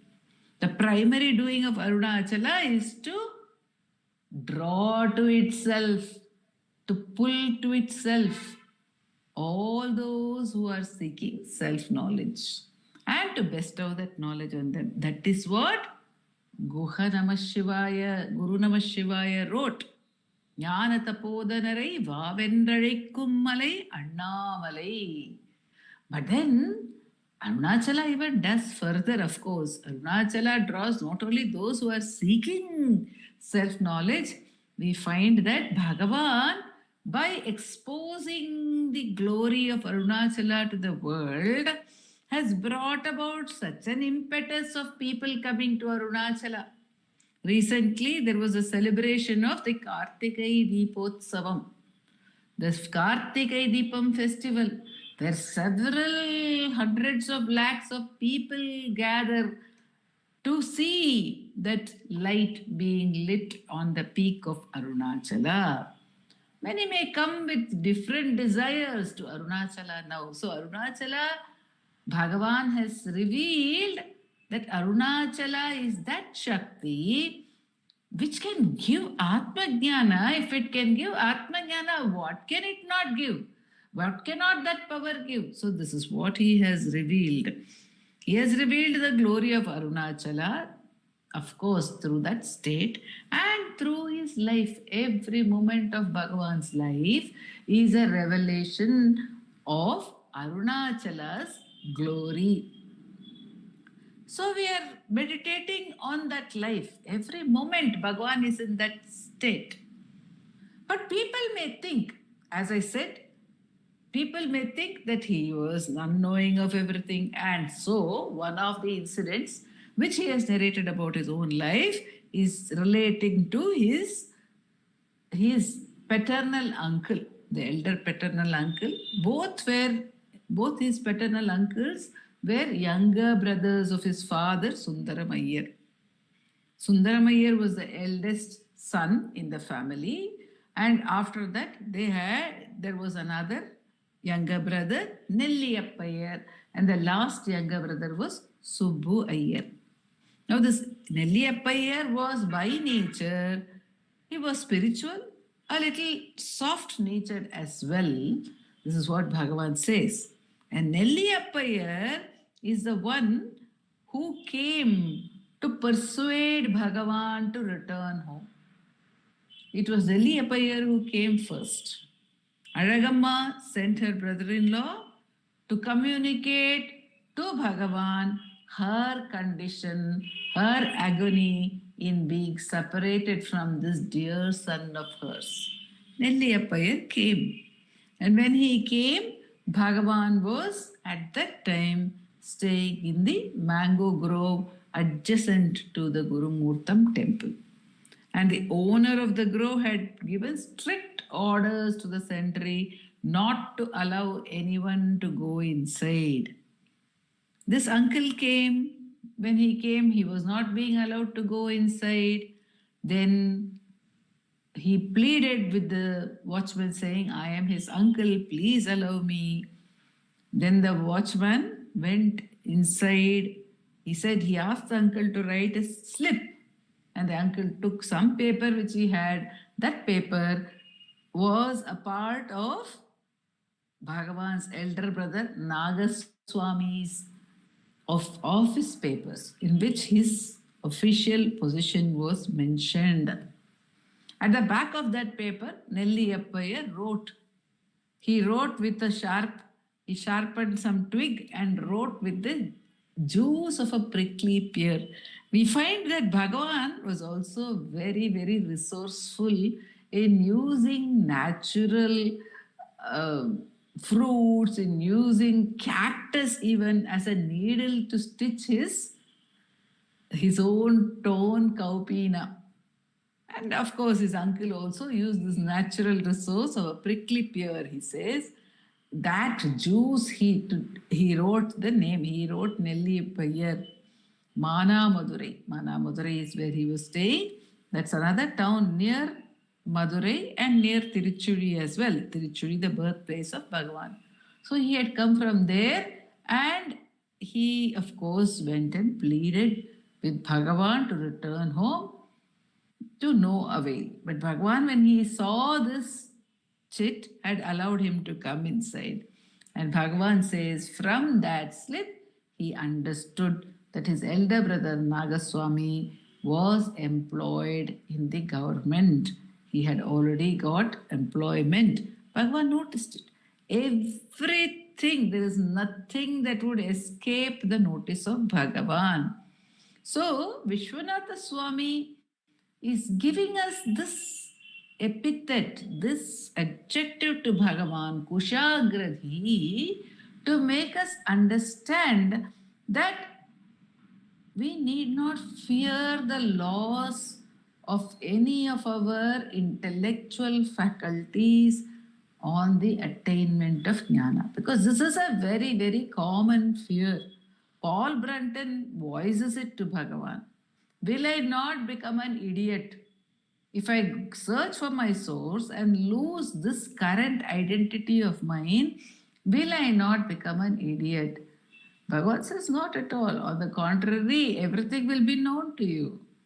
And that is how Bhagavan's life also reveals to us. Nelliyapayar came out after meeting Bhagavan and he met some sadhu nearby. And he asked that sadhu, what kind of a sadhu is this young man, this young sadhu? Can you tell me something about him? Because Nelliyapayar, in his heart of hearts, being a spiritually inclined person, did not mind Bhagavan having renounced home. But he was worried that has this boy renounced home on some impulse? Does he really have the spiritual strength to abide in the self, to reach the samambonam of the peak, the zenith of the spiritual endeavor? Does he know anything about it? Of course, Bhagavan had not read any scriptures. His uncle may have been somewhat aware of it. So he asked another sadhu nearby, and that sadhu did not give a good chit to this young sage. Though many were coming to Bhagavan, we have seen that great sages and jnanis like Achyutadasa had come with his whole retinue of disciples. He had actually massaged Bhagavan's feet and said, such a Sthita Prajna, one who is ever abiding in the self, it is impossible to find anywhere. Great spiritual endeavors may be made. Such great ones had also come to Bhagavan even then. However, this sadhu whom the uncle met, whom Nelliyapayar met, did not know about Bhagavan's Kushagradhi. He told Nelliyapayar, no, this boy is unaware of any of the scriptures. He doesn't know anything. He's simply sitting there. And his silence is on account of the fact that he doesn't know anything. So he's sitting there. It seems the uncle was very disappointed and saddened. But does Bhagavan, with that Kushagradhi, with that sharp intellect of his, would he not have known? How did he know? He knew it. He knew that a bad chit had been given to him. He knew that the uncle was disappointed. And he says, very sweetly, in his natural and compassionate manner, he reports, uncle went away disappointed. And some years later, when I was in Virupaksha cave, and I was speaking to some young man about a Shastric point in Dakshinamurti Stotram, I was giving a full lecture. At that time, somehow I always sat facing the door. On that day, I was not facing the door. I did not know my uncle Nelliyapayar had come in and he had listened to my entire exposition. And then he went away satisfied. He went away satisfied about my knowledge. He was feeling worried that I had come away without knowing anything, that I had lost out on both the worlds. Very often it is said, okay, if you have to go into the spiritual life, fine, but don't lose out on both worlds. If you're not ready for the spiritual world, continue in this life and enjoy this life at least. That was the uncle's thought, that he had lost out on both the worlds.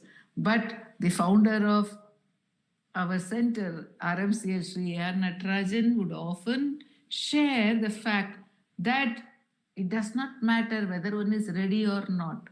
One need not postpone one's pursuit of self-enquiry in the thought that one is not ready for it. He would often say that there are very great souls who have failed. If we read their biography, they would have failed numberless times. But ultimately, they would have touched the zenith.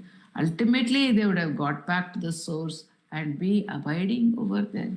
So he would give the examples and say, never say not, the struggle not availeth. Don't ever say that the struggle will be in vain, that you have failed. Don't ever give room to any such thoughts. Of course, Bhagavan himself says, thought of failure is the biggest obstacle in spiritual life. So we have Bhagavan's sharp intellect, razor sharp, sharper than any other intellect can be, because it is springing directly from the self. It is functioning directly from the self. Why is it so sharp? Because it is functioning directly from the light. Directly.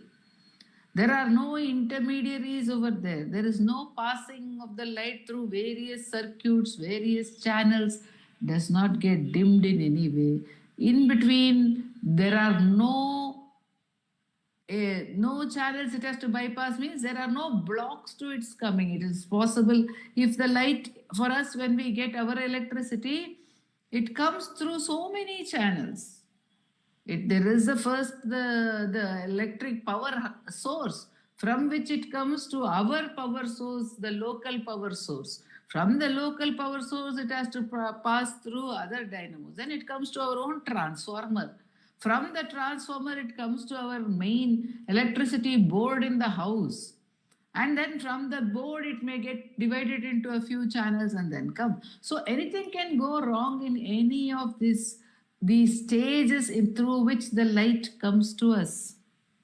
But not so the light of the intellect of the one who is self-aware. It is ever springing directly from the source.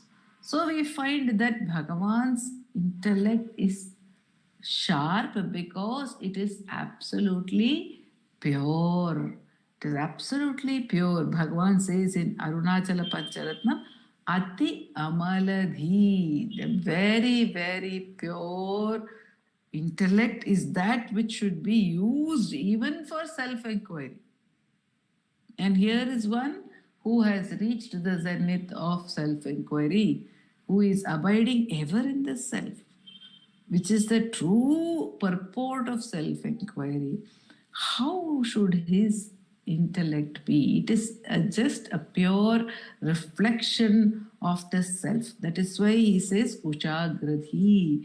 Vishwanatha Swami has brought in this adjective for Bhagavan over here. And each and every adjective that we meditate upon, whatever name we meditate upon, whatever quality of Bhagavan we meditate upon, that we also imbibe. That comes to us automatically. That is why all these namas are also given.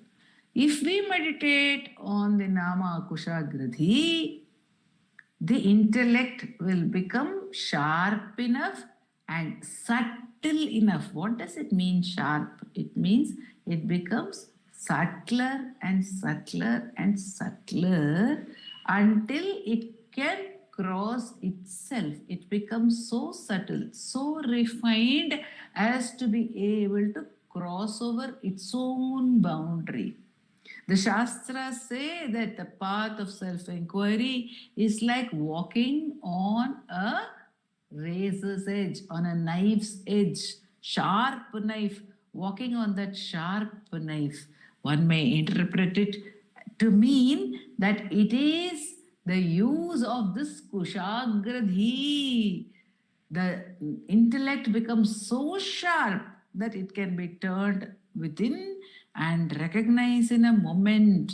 As Venkatesh said in his talk today, it is like the stick which stirs the funeral pyre, that example of Bhagavan's he quoted. And that stick which stirs the funeral pyre gets burnt of its own accord. Similarly, the razor-sharp intellect recognizes its own boundary, and that alone will help it to surrender. The recognition of its own boundary alone will ensure that it says, why should I hold on to this? Why should I hold on to this? This is limited. It is like the surrender of the great gods to that Jyoti, which is also represented in the Kartika Deepotsavam, which has no beginning and no end.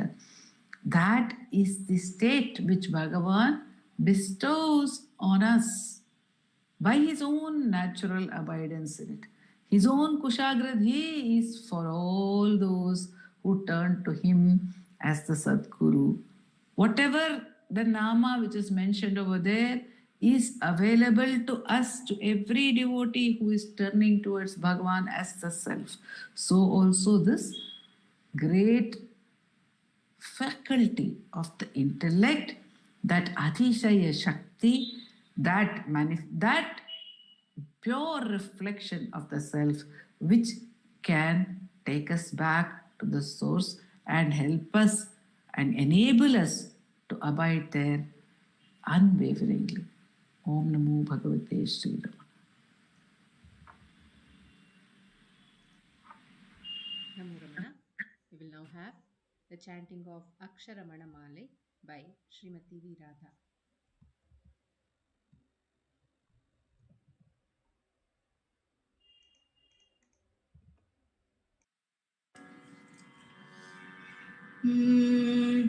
Arunachala Shiva, Arunachala Shiva, Arunachala Shiva, Arunachala, Arunachala Shiva, Arunachala Shiva, Arunachala Shiva, Arunachala. Sombiyai summa sukhamundurangidu solveren gati Arunachala. சௌரியம் காட்டினை செழக்கற்றதென்றே சலியாதிருந்தாய் அருணாச்சலாம். நமலியிற் கேடா நான் என்னுறுதியல் நாடின் இன்னுருவேன் அருணாச்சலாம். ஞானம் இல்லாதுன்னாசையற்றழவர ஞானம் தெரித்தருள் அருணாச்சலாம். நிமிரு பொனியும் மலர்ந்தில்லை என்றே நேர் நின்றனையன் அருணாச்சலா.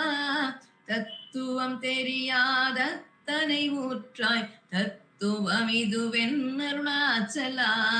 தானே தானே தத்துவம் இதனை தானே காட்டுவாய் அருணாச்சலா.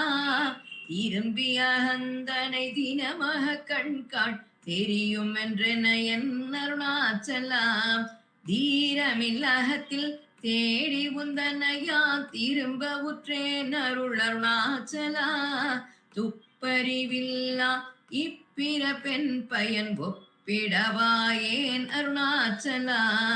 தூய்மன மொழியர் தோயும் உண்மையகம் தோயவே அருளென் அருணாச்சலா. தெய்வம் என்றுன்னை சாரவே என்னை சேர ஒழித்தாய் Arunachala. Arunachala Shiva, Arunachala Shiva, Arunachala Shiva, Arunachala. Arunachala Shiva, Arunachala Shiva, Arunachala Shiva, Arunachala. Arunachala Shiva, Arunachala Shiva, Arunachala Shiva, Arunachala. Arunachala Shiva, Arunachala Shiva, Arunachala Shiva, Arunachala. Arunachala Shiva, Arunachala Shiva, Arunachala Shiva, Arunachala. Arunachala Shiva, Arunachala. Arunachala Shiva, Arunachala. Arunachalam வாழி அன்பர்களும் வாழி அக்ஷரமணமாலை வாழி. நமோ Ramana. Namo Ramana. We will conclude today's satsang with the Ashtottara puja, The puja will be performed by Sri Dileep Simha at his altar. The chanting of the Ashtottara will be done by Vaibhavji, Prarthana, and Uma and Ashwini. The Arati song will be sung by Dr. Pratibha Sundaresh. Om Namo Bhagavate Sri Ramanaya. नमो रमण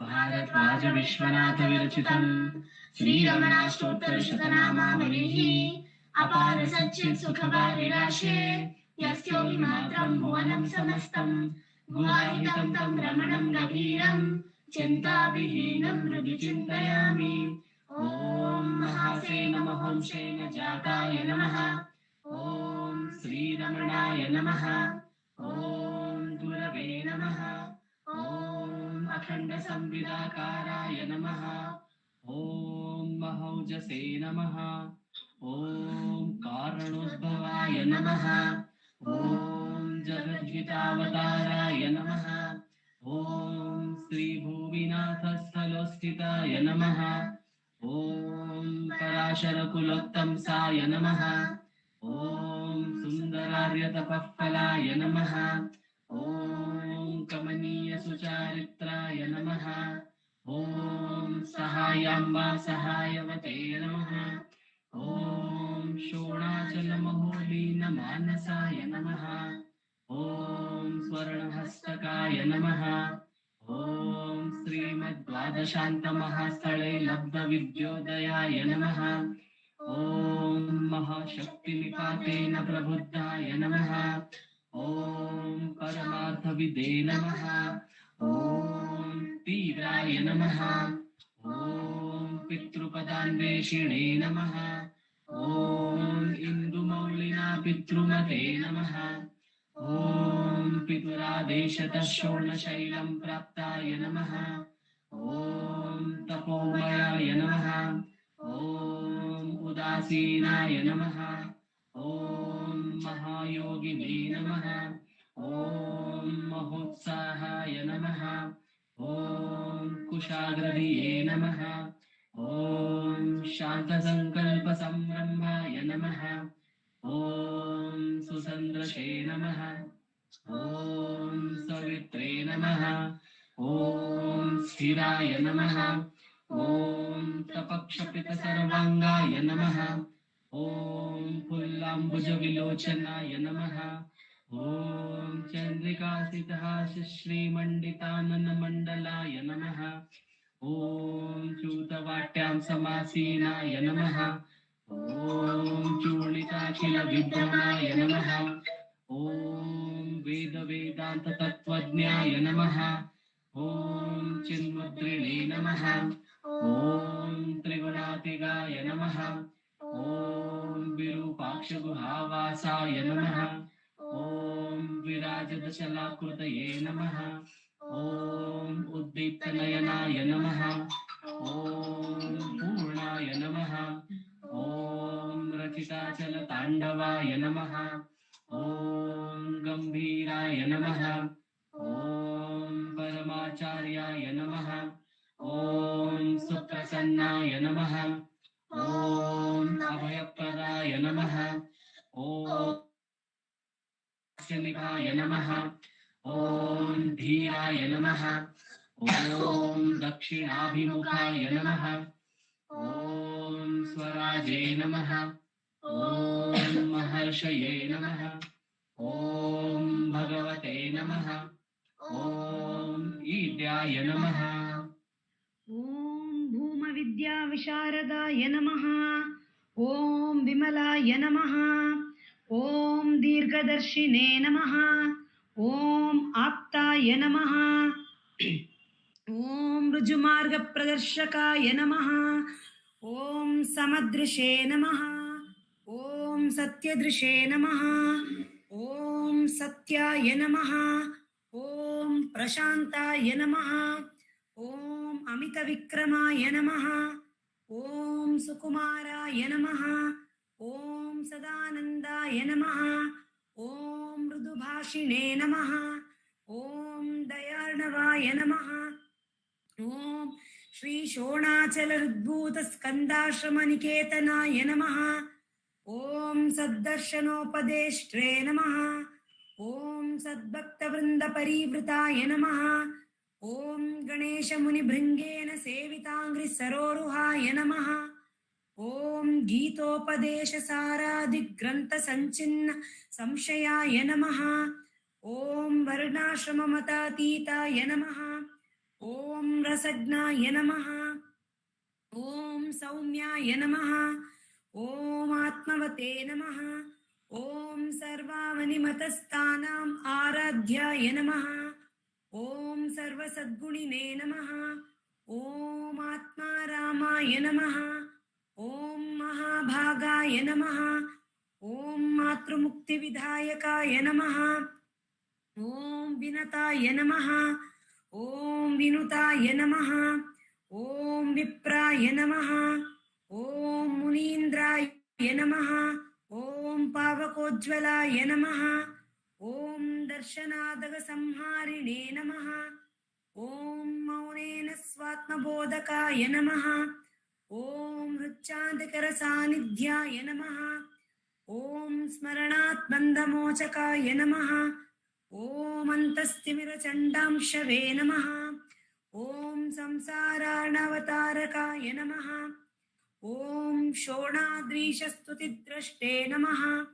ओम हार्दविद्याप्रकाशकाय नमः। ओम अविच्युतनिजप्रज्ञाय नमः। ओम नैसर्गिकमहातपसे नमः। ओम कमण्डलुधराय नमः। ओम शुभ्रकौपीनवसनाय नमः। ओम गुहाय नमः। ओम दण्डपाणये नमः। ओम कृपापूर्णाय नमः। ओम भवरोगविषग्वराय नमः। ओम स्कन्दाय नमः। ओम देवतमाय नमः। ओम अमर्त्याय नमः। ओम सेनान्ये नमः।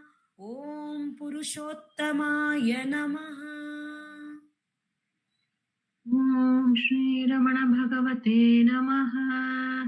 श्री अष्टोत्तर शतनाम पूजां समर्पयामि। यस्थाणोररुणाचलस्य पदयोः स्मृत्या जनिं प्राप्यत दिव्यानुग्रह सुप्रवाह विवशस्तादात्म्यभावं गतः निष्ठस्वगभीर नित्यतपसा लोकान् पुनास्येकराट् तस्मै श्रीरमणाय ते नम इदं लोकोत्तरज्योतिषी।